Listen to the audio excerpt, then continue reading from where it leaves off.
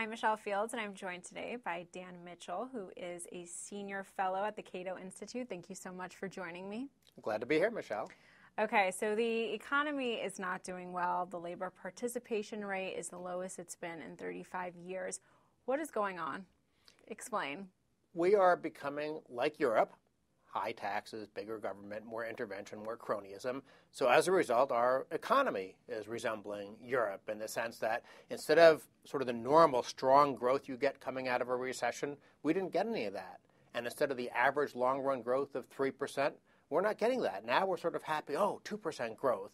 So the world's not coming to an end, but we're not doing what we should be doing. We're underperforming as an economy, and that's one of the reasons why we're seeing these very bad numbers in the labor market. Yeah, the official unemployment rate has come down a bit, but mostly because a lot of people have just decided, I'm going to give up, I'm going to live off the government, I'm not going to work, I'm going to somehow get in on the disability scam. It's not a very positive sign for the future of the country.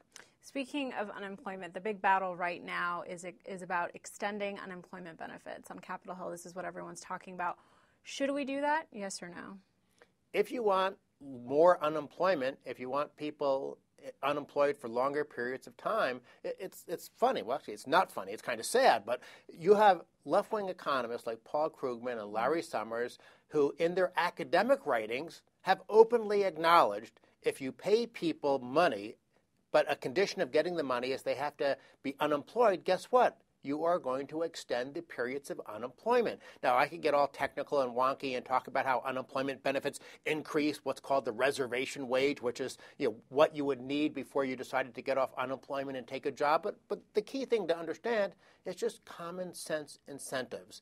If you are going to be able to watch game shows all day or soap operas, and the government's going to send you a check, it's going to be hard to be motivated to really get out there and hit the pavement. And then you wind up creating these very damaging conditions of long-term unemployment. And when an employer, once you finally do get out there and look, when an employer sees that you've been unemployed for a year, 18 months, 2 years, it really does hurt your chance of getting a job. So the government is killing people with kindness. Yeah, it makes it more difficult.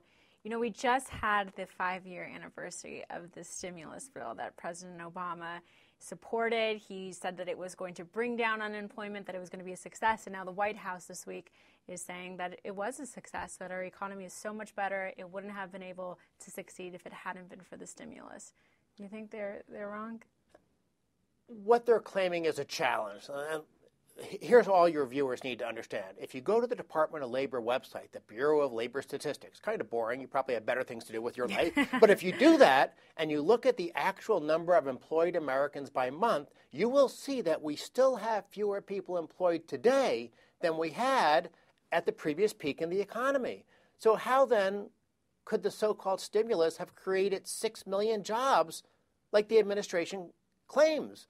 Now, what they do, if you dig into the report, well, this is how many jobs we lost, but we would have lost 6 million more if it wasn't for the so-called stimulus. So they're playing this game like they always do in Washington, where they create an artificial benchmark, and then they estimate what the impact of their policy is off that benchmark. But the reality is, this is just Keynesian economics. That's all the stimulus was. The idea that you take money out of your left pocket, you put it in your right pocket, and somehow you're richer. Well, it didn't work for Hoover and Roosevelt in the 30s. It didn't work for Japan in the 90s. It didn't work for Bush in 2008. And it didn't work for Obama in 2009. You don't make an economy more dynamic and more prosperous by making government bigger. So what do we got to do? We have to cut spending, but where do we start?